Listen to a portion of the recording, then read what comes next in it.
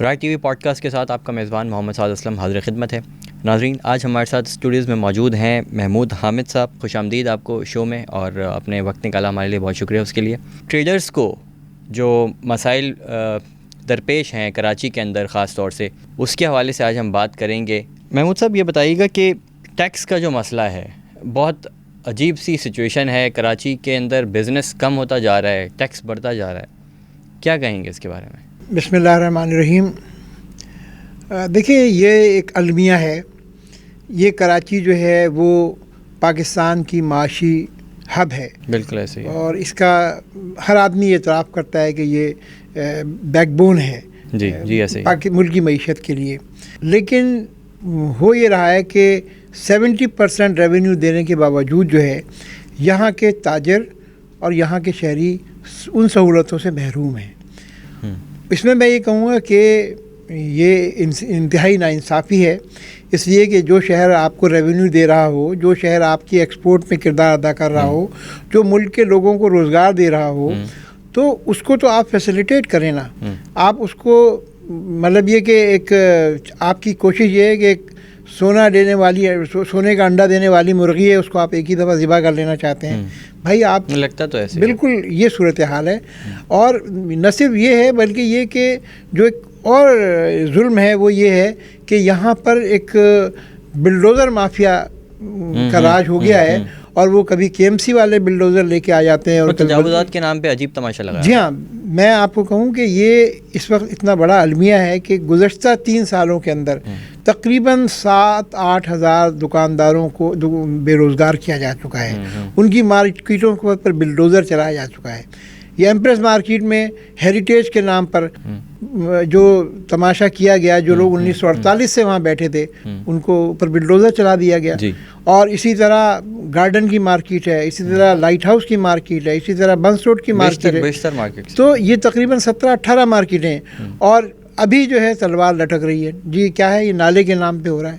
یہ نالے پہ مارکیٹیں ہیں. ٹھیک ہے، نالے پہ مارکیٹیں غلط ہیں، آپ نے بنائی ہے نا. آپ اس کا ٹیکس لیتے رہے، آپ اس کا کرایہ لیتے رہے، سب کچھ. تو اب بھی لے رہے ہیں.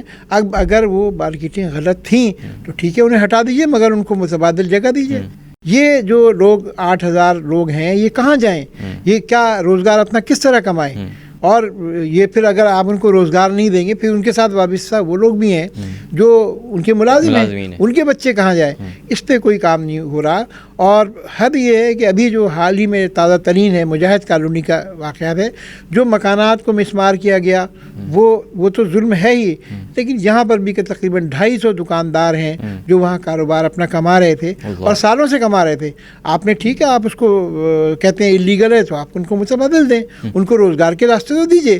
میں یہ عرض کر رہا تھا کہ جو ایک اور ظلم ہے وہ یہ ہے کہ کوئی نہ کوئی محکمہ کسی نہ کسی بہانے سے تاجروں کے خلاف برسر پیکار ہے. ابھی کراچی کے اندر جو ایشو چل رہا ہے، اور میں کہوں گا کراچی کے اندر نہیں بلکہ وہ پورے سندھ کا ایشو ہے، کہ پولیس لائنز کے اندر یہاں پر خاص طور پہ جو بغدادی پولیس لائنز ہیں، نیپیر پولیس لائنز ہے اور رسالہ پولیس لائنز ہے، اس کے اندر باقاعدہ دکانیں بنا کر ان کو کاغذات دیے گئے اور پگڑی کے کاغذات دیے گئے. ان سے کل کو یہ قطع کلامی کر رہا ہوں حضرت، کل کو یہ اس کو بھی بولیں گے کہ بھئی یہ تو اللیگل تھا. معلوم ہوا کہ نیا ایس پی آ گیا، اس نے بولا کہ نہیں یہ تو اللیگل ہے، ہٹاؤ ان کو اکھاڑ کے پھینکو. یہی ہو رہا ہے. یہ عجیب تماشا ہے. یہی ہو رہا ہے اس وقت. یعنی یہ 174 دکانیں وہاں ہیں، ان کو سیل کر دیا گیا. 18 روز تک وہ بند رہیں. اب 18 روز تک وہ دکاندار اپنے بچوں کو کہاں سے کھلائے گا؟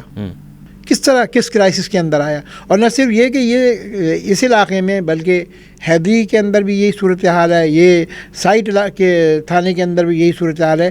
آپ نے ان کو کاغذات دیے ہیں، آپ ان سے کرایہ لیتے ہیں. انٹیریئر سندھ سے بھی اطلاعات آ رہی ہیں، انٹیریئر سندھ میں، سکھر میں، حیدرآباد میں بھی ہے، ان سے بھی ہمارا رابطہ ہوا ہے.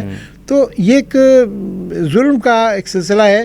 اور کیا جی، سپریم کورٹ کے آرڈر ہیں، سپریم کورٹ کے آرڈرز کو مس یوز کیا جا رہا ہے، اس کو نیا رنگ دے کے لوگوں کا استحصال کیا جا رہا ہے، لوگوں کو بے روزگار کیا جا رہا ہے. اچھا یہ بتائیے گا کہ ہم نے مطلب ٹیکس کی بھی بات کی نا ہم نے, اس کے اوپر واپس آتے ہیں. یہ بتائیں کہ یہ جو انہوں نے ایک تو کہا تھا کہ جو بہت ساری مارکیٹس اس وقت توڑی پھوڑی تھی, یہ ایمپریس مارکیٹ کا پوری جو پٹی تھی ایک جس کے اندر دکانیں تھیں بہت ساری, اس کے علاوہ اور کراچی کی دیگر مارکیٹس کے ساتھ بھی سیم سلوک کیا گیا ہے. کہا یہ گیا تھا جب بہت زیادہ پولیٹیکل پریشر گیا تھا, میرے خیال سے اس وقت تاجر برادری کے ساتھ جماعت اسلامی نے اور کچھ ایک اور تنظیمیں تھیں کھڑی, انہوں نے سب نے مل کر پروٹیسٹ کیا تھا, تو اس سے جو پریشر گیا تھا تو سندھ حکومت نے اس وقت یہ کہا تھا کہ ہم جو ہے وہ کچھ نہ کچھ متبادل طور پہ ان کو دیں گے اور کمپنسیٹ کرنے کی کہیں نہ کہیں کوشش کریں گے.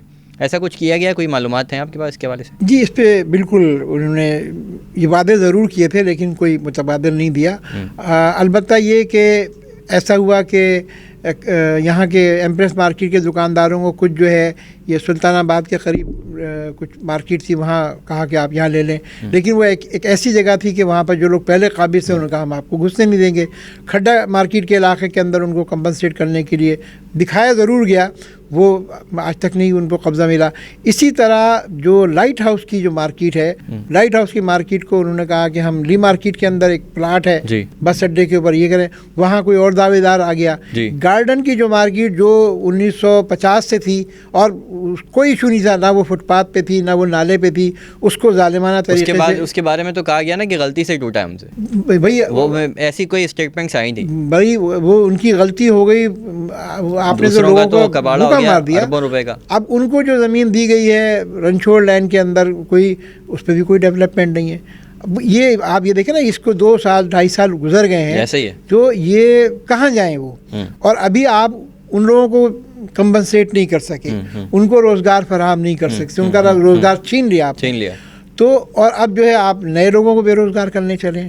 یہ تو ایک عجیب معاملہ ہے. یہ تو صورتحال یہ ہے کہ آپ ایسا چاہتے ہیں کہ شہر کے اندر خانہ جنگی ہو جائے, تنگ آمد بجنگ آمد, یہ جو معاشرے کے اندر ڈکیتیاں ہوتی ہیں اور جس طرح سے جرائم بڑھتے ہیں, اس کی بڑی وجہ یہی ہے کہ آپ ٹیکس دینے والے تاجروں کو کھلائے گا کہاں سے آدمی. بالکل وہ یعنی کہ یہ کہنا چاہیے کہ آپ اس کو جو ہے مجبور کر رہے ہیں کہ وہ جرائم کا راستہ اختیار کریں. مطلب ہم جو ہے وہ یہاں پر کسی کو سپورٹ نہیں کر رہے, ہم یہ نہیں کہہ رہے کہ جو ڈکیتی کرتا ہے وہ صحیح کرتا ہے, ایسا بالکل نہیں ہے. ٹھیک ہے, اس کو پکڑنا بھی قانون کا کام ہے, اور جو لوگ ڈکیتی کر رہے ہیں اس کے اندر جو ہے وہ ہم یہ نہیں کہہ رہے کہ بھائی وہ بہت مستحق تھا اور اس نے بہت مجبوری میں چوری کی, ہم سب کے بارے میں یہ بات نہیں کر رہے. لیکن آپ کی وہی بات آپ نے جو ابھی کہی کہ یہ مجبور کر رہے ہیں لوگوں کو کہ یہ راستہ اپنائیں. جی ہاں بالکل, یہ مجبور کیا جا رہا ہے.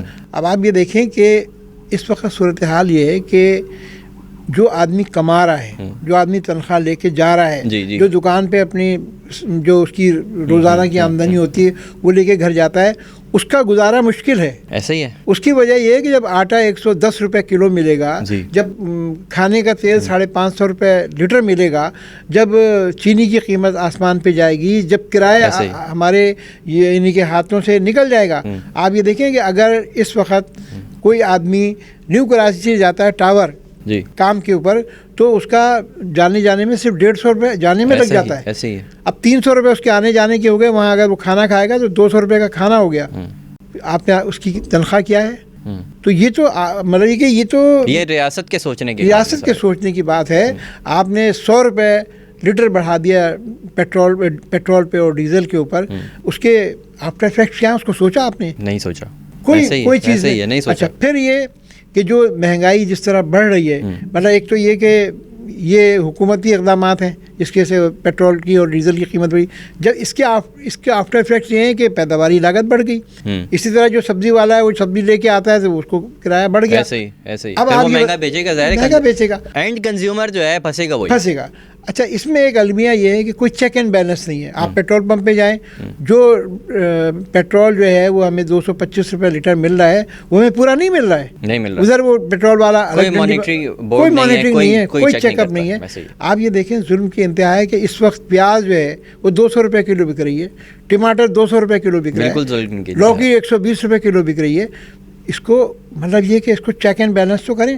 مطلب ایک تو یہ ہے کہ یعنی آپ نے بڑھا دی اور وہ اس کی وجہ سے بڑھ رہی ہے, کرایہ بڑھ گئے, لاگت بڑھ گئی. دوسری طرف یہ کہ جو ایک مافیا ہے, منافع خور مافیا, اس کو آپ نے آزاد چھوڑ دیا ہے, اس کی گرفت کرنے والا کوئی نہیں ہے. ہوتا یہ ہے کہ زیادہ تر یہ ہوتا ہے کہ جب ان کی ٹریل چیک کی جائے نا تو وہ جا کر انہی سے تانا بانا ملتا ہے کہ جو حکومتوں میں بیٹھے ہوئے قانون پاس کر رہے ہوتے ہیں. یہی ظلم ہے, یہی ظلم ہے. آپ یہ دیکھیں کہ میں اور آپ ایک بات اور بتاؤں میں آپ کو کہ دودھ کی جو قیمت تھی وہ 94 روپے تھی. صحیح. یہ ہائی کورٹ نے مقرر کی تھی. ٹھیک ہے. کوئی شہر کے اندر نہیں بیچ رہا تھا 94 روپیز, کہیں نہیں مل رہا تھا. وہ 130 روپے بک رہا تھا.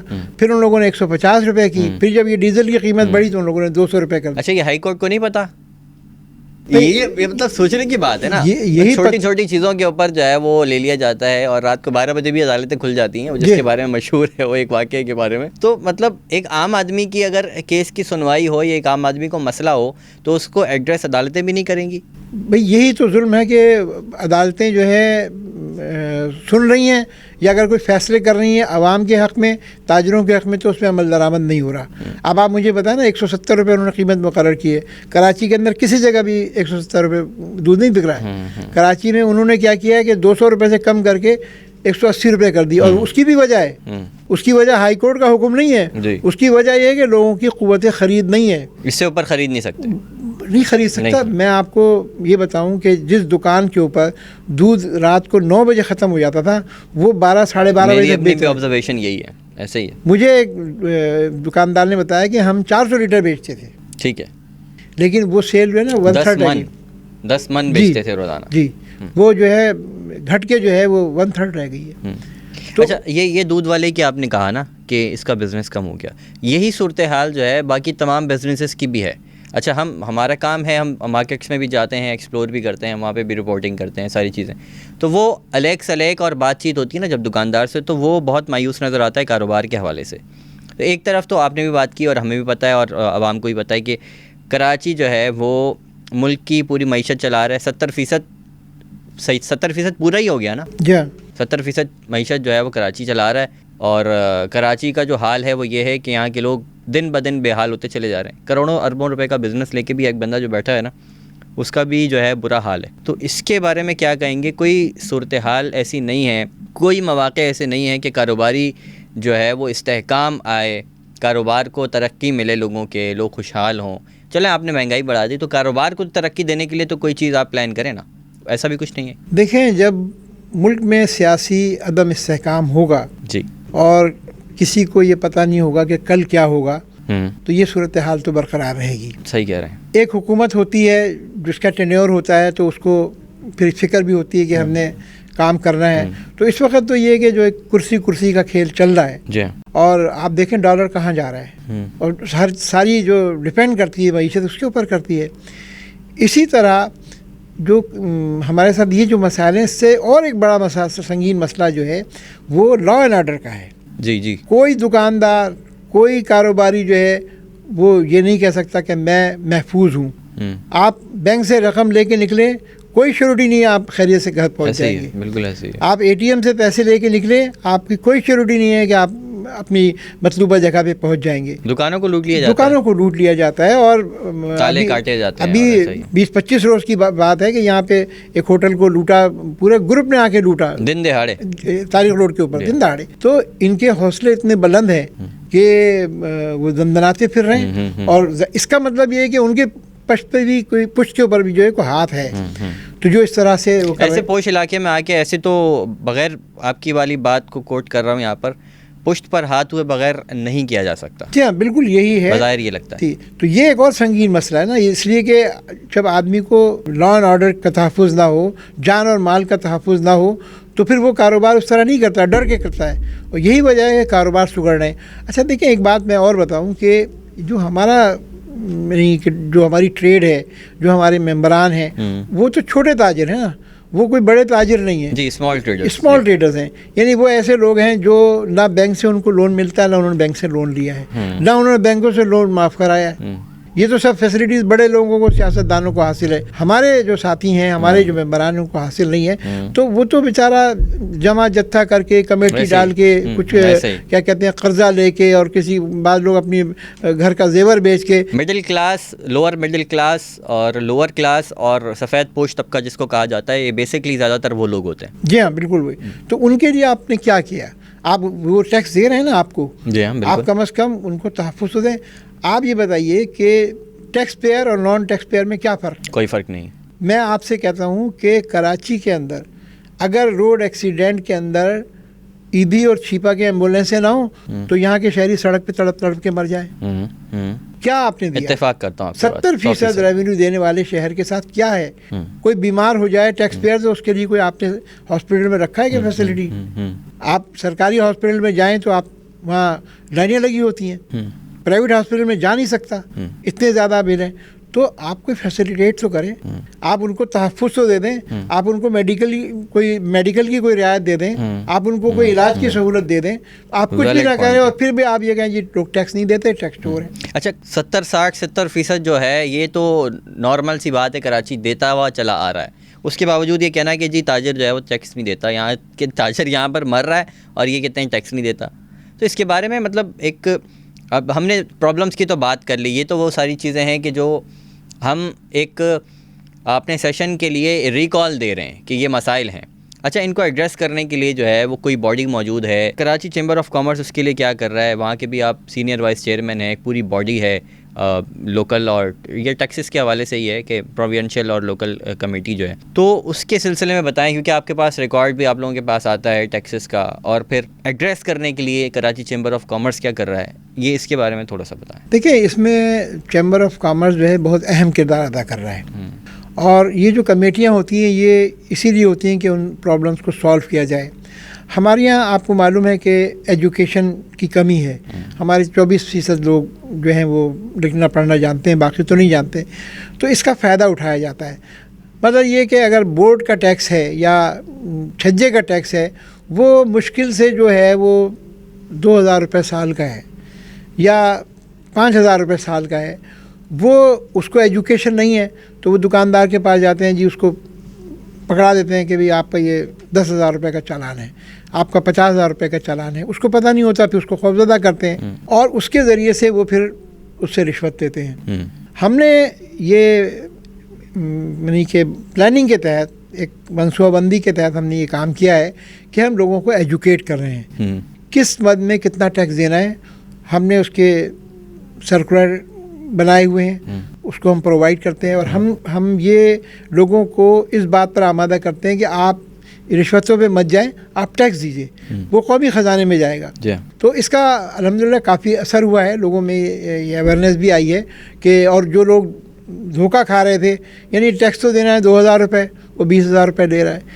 آپ کو حیرت ہوگی کہ یہاں پہ پروفیشنل ٹیکس کے نام کے اوپر کروڑوں روپے رشوت دی جا رہی ہے, اور وہ ٹیکس کس مت کا ہے کسی کو پتہ نہیں ہے. تو اس کی کہانی اگر میں سناؤں تو لوگ کہیں گے کہ یار یہ کیسا ٹیکس ہے.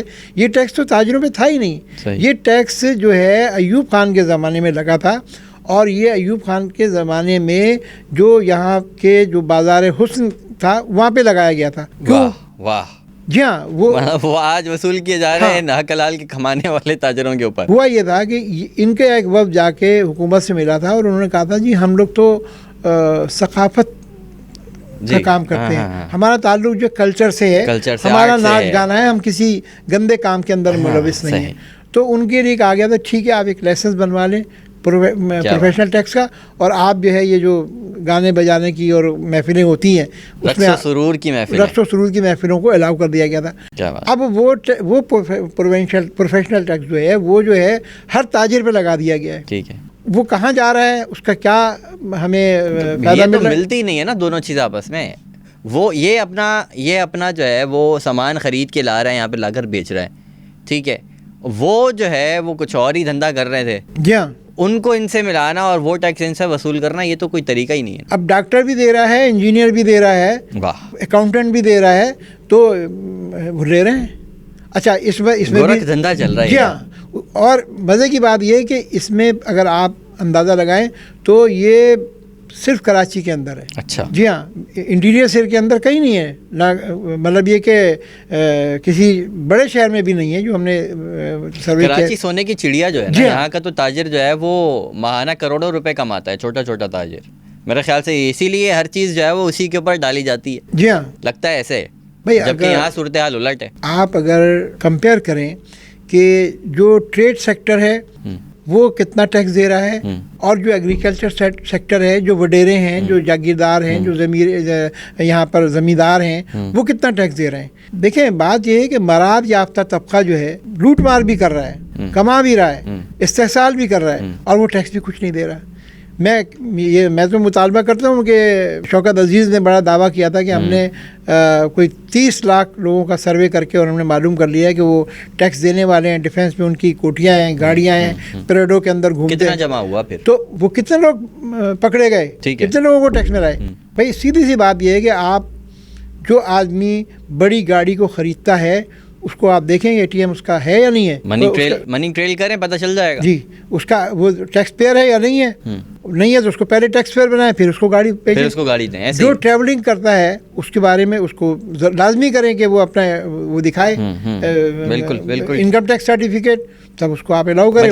یہ ساری وہ چیزیں ہیں محمود حامد صاحب کہ جو آپ کو اور مجھے، مطلب ہمارا جو ہے وہ کوئی بہت زیادہ تعلق نہیں ہے اداروں سے، اور ہمیں جو ہے پیچیدگیاں نہیں معلوم. آپ کو تو شاید زیادہ معلوم ہوگی، مجھے نہیں معلوم، لیکن ہماری سمجھ میں بھی آتا ہے کہ کون سے میکینزم بنا کر اور ٹیکس کلیکٹ کیا جا سکتا ہے، چوروں کو پکڑا جا سکتا ہے. لیکن اگر اتنے اہم اور بڑے بڑے اداروں میں کہ جن پر ماہانہ کروڑوں روپے خرچ ہوتے ہیں جن اداروں پر، وہاں پر بیٹھے ہوئے سینئر افسران کو اگر اتنی عقل نہیں ہے، اگر اتنی اہلیت وہ نہیں رکھتے، تو وہ ان کرسیوں پر بیٹھ کر پھر کر کیا رہے ہیں؟ اصل سوال تو پھر یہ آتا ہے نا. دیکھیں عقل تو بالکل ہے، لیکن اس عقل کو ملک کے لیے استعمال نہیں کیا جا رہا ہے، اپنی جیب کے لیے کیا اپنی جیب کے لیے استعمال کیا جا رہا ہے. یہ دیکھیں نا، ابھی جو ہے آپ نے دیکھا ہوگا کہ ابھی ایک آرمی چیف کی جو ڈیٹا ہے وہ لیک ہو گیا ہے نا، ان کے پاس تو ہی لیک ہوا نا. جی بالکل. تو یہاں پہ جو سرمایہ دار ہے یا جو وڈیرا ہے، جو جاگیردار ہے، پھر اس کا بھی ہوگا. اس کا ڈیٹا کیوں نہیں ہے آپ کے پاس؟ ہوگا تو صحیح. جی ہوگا، بالکل ہوگا، لیکن آپ نہیں اس کو پکڑنا چاہتے، اسے فیسیلیٹیٹ کر رہے ہیں. تو اور یہ تو یک طرفہ کارروائی چل رہی ہے نا کہ آپ جو کمزور ہے یا مجبوراً پھنس گیا ہے، آپ اس کی گردن دباتے چلے جا رہے ہیں، اس کا خون نچوڑنا چاہ رہے ہیں، اور جو بالکل کچھ بھی نہیں دے رہا ہے، آزاد پھر رہا ہے، اس کے لیے کوئی قدغن نہیں ہے، اس کو آزادی ہے.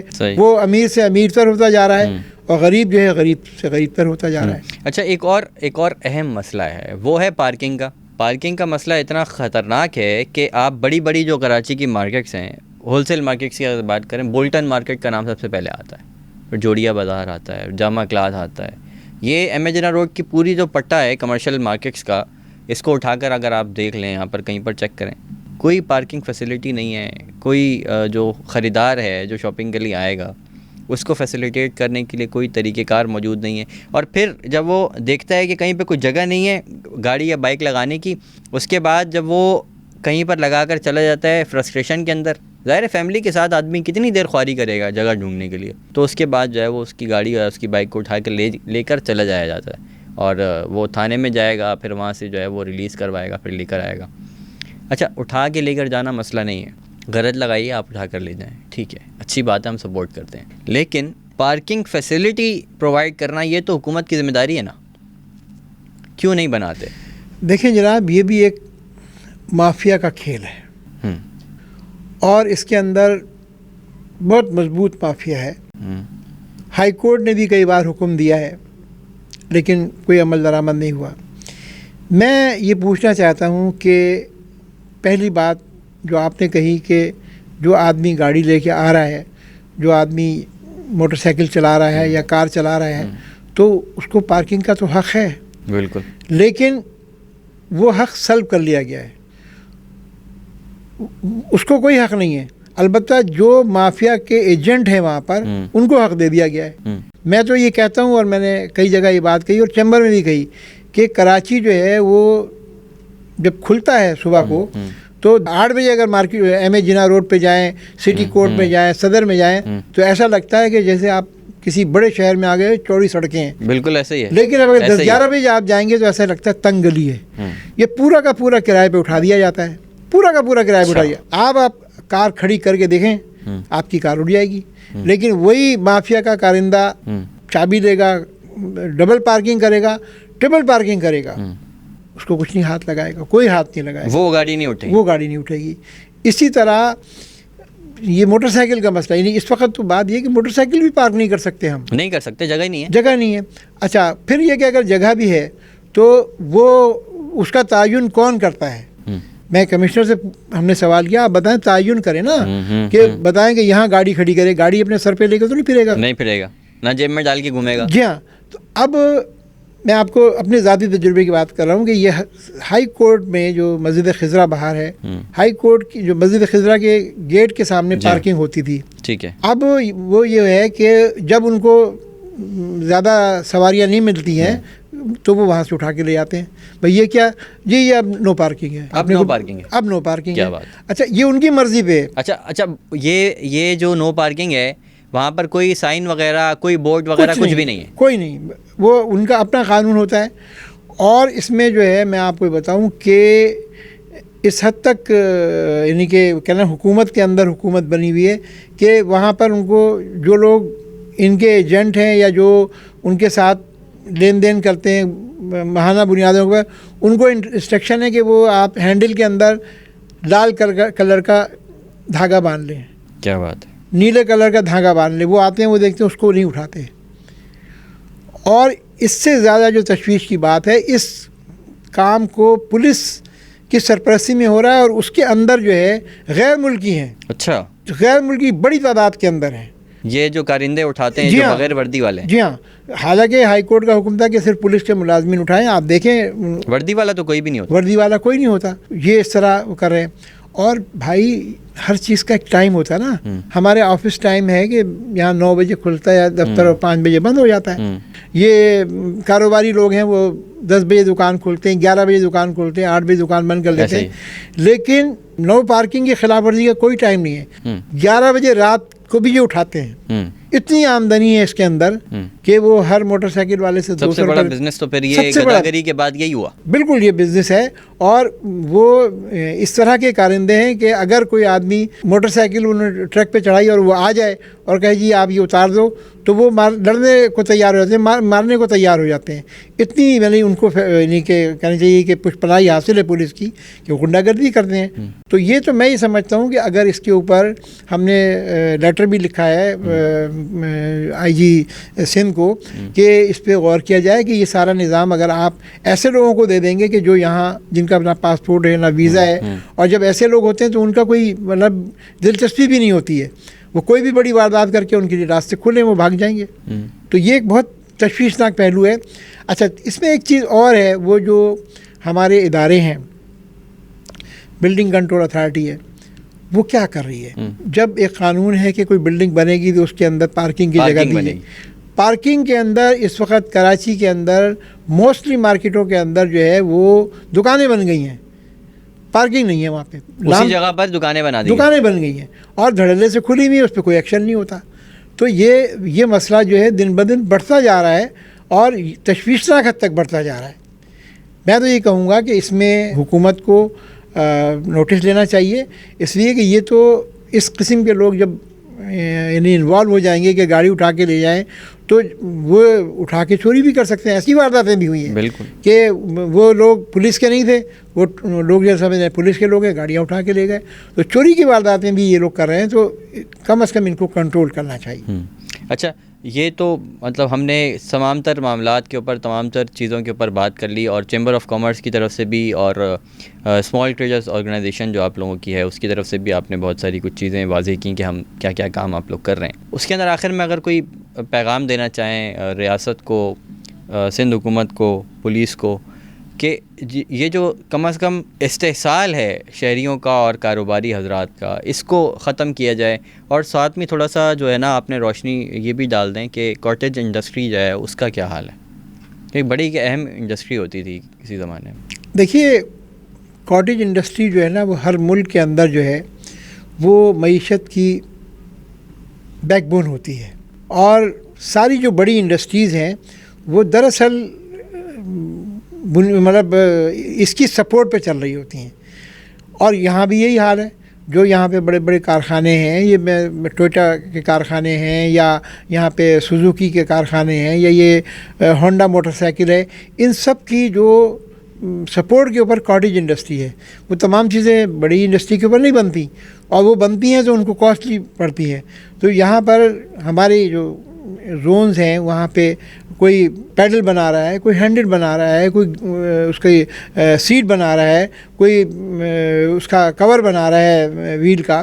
تو یہ بناتے ہیں اور وہ سستی پڑتی ہے ان کو, وہ سپلائی کرتے ہیں. اب اگر آپ ان کا گلا دبا دیں گے تو فیکٹری وہ بڑی انڈسٹریز بھی نہیں چلیں گی. ہمارے ساتھ ایک المیہ اور یہ ہوا ہے کہ یہ 2.5-3 کروڑ آبادی کا شہر ہے, لیکن یہاں پر سرکاری طور پر روزگار دینے کے کوئی اقدامات نہیں کیے گئے. انہوں نے بلڈوزر تو چلائے ہیں, روزگار ہم سے چھیننے کی ضرور کوشش کی ہے, لوگوں کو بے روزگار تو کیا ہے.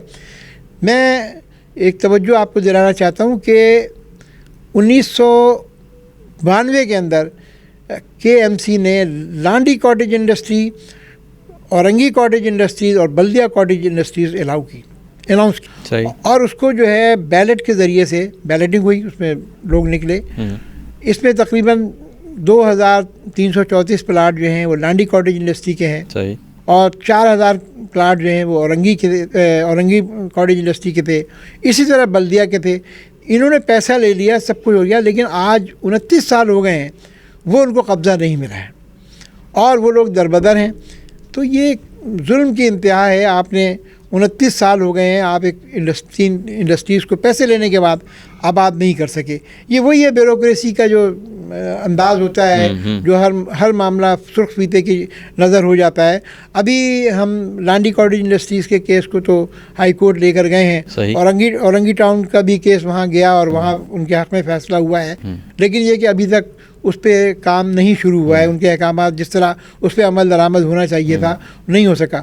دیکھیں, اگر یہ کل ملا کے اگر یہ 8-10 ہزار کاٹیج انڈسٹری کے کارخانے آباد ہو جائیں تو اس سے ہزاروں لوگوں کو روزگار مل سکتا ہے. تو میں یہی اپیل کروں گا کہ حکومت کو اس پہ توجہ دینی چاہیے, اور خاص طور پہ بلدیہ کو, کہ انہوں نے اگر یہ اناؤنس کیا تھا تو جو جن کا حق ہے وہ دیں, تاکہ یہاں پہ لوگوں کے لیے روزگار کے دروازے کھلیں. اور میں ایک بات اور کہنا چاہتا ہوں, وہ یہ کہ حکومت سندھ کو چاہیے کہ امن و امان کے معاملات کو دیکھے, ہمیں تحفظ دے. یہاں پولیس بھی ہے, یہاں رینجرز بھی ہے, پھر ان لا اینڈ آرڈر کی صورتحال کیوں بے قابو ہو رہی ہے؟ اس لیے کہ جہاں امن ہوتا ہے وہیں روزگار ہوتا ہے, وہیں کاروبار ہوتا ہے. یہ جہاں پہ بدامنی ہوتی ہے, جہاں پہ لوٹ مار ہوتی ہے, وہاں پر کاروبار نہیں ہوتا, اور سرمایہ جو ہے وہاں سے نکل جاتا ہے. اور جیسا کہ آپ ابھی بھی دیکھ رہے ہیں کہ بہت سی آوازیں اٹھ رہی ہیں, لوگوں کا عدم اعتماد بڑھتا جا رہا ہے, اور بہت سے سرمایہ کار جو کہہ رہے ہیں کہ ہم بنگلہ دیش چلے جاتے ہیں, ہم دبئی چلے جاتے ہیں, اور چلے بھی گئے ہیں. بنگلہ دیش کے اندر بھی لوگوں نے یہاں سے سرمایہ چلا گیا ہے. تو خدا را اس پہ غور کریں. میں سیاستدانوں سے بھی یہ اپیل کرتا ہوں کہ وہ ایسے اقدامات نہ کریں کہ ملک میں افراتفری بڑھتی جائے اور عدم استحکام بڑھتا جائے. اس سے ملک کی معیشت اور تباہی کی طرف چلی جائے گی.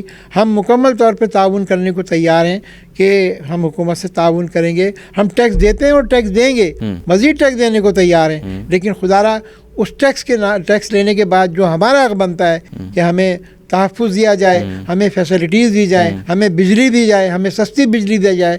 یہ بجلی کا موضوع تو ابھی ہم نے نہیں اس میں شامل کیا, وہ بھی ایک بہت بڑا مسئلہ ہے کہ بجلی جو ہے وہ مہنگی ہوتی چلی جا رہی ہے, اور پوری کراچی کے لوگوں کو جو ہے کہ الیکٹرک کے رحم و کرم پہ چھوڑ دیا گیا ہے. اس کو ختم ہونا چاہیے. یہاں پر کراچی کے اندر بھی بجلی کی 4-5 کمپنیاں ہوں تاکہ کمپٹیشن ہو, اس طرح پھر ہم بجلی لینے جو ہمیں سستی دے, جو ہمیں زیادہ فیسیلیٹیٹ کرے, ہم اسے بجلی حاصل کریں. ورنہ یہ کہ یہ کاروبار بھی مزید سکڑیں گے اور ملک کے اندر مزید بے روزگاری بڑھے گی. بہت اچھی آپ نے جو کنکلوژن تھا نا, جو نچوڑ تھا تمام تر گفتگو کا, آخر میں بہت اچھا آپ نے اس کو سمیٹا بھی ہے. کیونکہ یہ سارے وہ افیئرز ہیں, یہ سارے وہ مسائل اور معاملات ہیں جو دکاندار طبقہ جو ہے نا آئے دن فیس کر رہا ہے, روزانہ کی بنیاد پر فیس کر رہا ہے. دکاندار طبقہ لکتا بھی ہے, دکاندار طبقے کے لیے بجلی بھی مہنگی ہے, دکاندار طبقہ ٹیکس بھی دیتا ہے, اس کے ساتھ مزید یہ پروفیشنل ٹیکس اور یہ دیگر وہ چل رہے معاملات. دکاندار طبقے کی دکان کے سامنے ایک ٹھیلا جو ہے وہ روڈ کے اوپر لگا ہوتا ہے, اور اس ٹھیلے والے کو بھی پوچھنے والا کوئی نہیں ہے, اور وہ ٹھیلے والا اس دکاندار سے بھی بڑا ایسا لگتا ہے کہ وہ سرمایہ دار ہے جو روڈ پہ کھڑا ہوا ہے, اور چونکہ اس کو سرپرستی حاصل ہے ایک مافیا ہے اس کی، اور اس کی سرپرستی اس لیے حاصل ہے کہ وہ روزانہ کی بنیاد پر اس کو بھتہ دیتا ہے، اور اس کی دکان کا منہ بھی چھپ گیا. اور یہ سارے کراچی کے اندر یہی حال ہے. پھر اس کے نتیجے کے اندر وہ ٹھیلے والے کے نتیجے کے اندر جو ہے وہ ٹھیک ہے ٹھیلے لگنے چاہیے، لیکن ان کی کوئی پراپر جگہ ہو نا. ہر چیز کا ایک پراپر طریقہ کار ہوتا ہے. یہ نہیں ہوتا کہ مارکیٹ ہے، مارکیٹ کے بیچ میں آپ نے ٹھیلے لگوا دیے، نہ آنے کا رستہ، نہ جانے کا رستہ، نہ موٹر سائیکل کے گزرنے کا رستہ، گاڑی کی تو بات ہی چھوڑ دیں. یہ وہ چیزیں ساری کہ جو دکاندار فیس کر رہے ہیں، آئے دن فیس کر رہے ہیں. اور آپ نے جو تمام معاملات کے اوپر بات کی، اور آپ لوگ جو کچھ کر رہے ہیں چیمبر آف کامرس کے ساتھ مل کر، اس کی بھی ایک کمیٹی کے آپ ممبر ہیں، اور بلکہ صرف ممبر نہیں ہیں، باقاعدہ ذمہ دار بھی ہیں. اور اس کے علاوہ آپ کی آرگنائزیشن جو ہے اس کی بھی آپ ہیڈ کر رہے ہیں اس کو، اور جو آپ لوگوں نے کام کیا اس کے بارے میں آپ نے بتایا. ایک اچھا تھاٹ پرووکنگ سیشن جو ہے وہ ناظرین یہ بھی رہا. بہت بہت شکریہ محمود حامد صاحب، آپ نے ہمیں وقت دیا. بہت شکریہ آپ کی آمد کا. اسی طرح کے پروگرامات مستقبل قریب میں بھی انشاءاللہ تعالی آپ کے لیے لے کر آتے رہیں گے. نالج جن پروگرامات سے آپ کو مل سکے، جن سیشن سے آپ کو کچھ سیکھنے کو مل سکے، سمجھنے کو مل سکے، اس طرح کے دیگر اور پروگرامات انشاءاللہ آتے رہیں گے. ہمارا چینل جو ہے وہ سبسکرائب کرنا مت بھولیے گا، تاکہ اس طرح کی جو پروگرامات ہیں ان کے نوٹیفیکیشن آپ کو بر وقت موصول ہو سکیں. آج کے اس پروگرام سے اپنے میزبان محمد سعد اسلم کو دیجیے گا اجازت. اپنا خیال رکھیے گا. اللہ حافظ.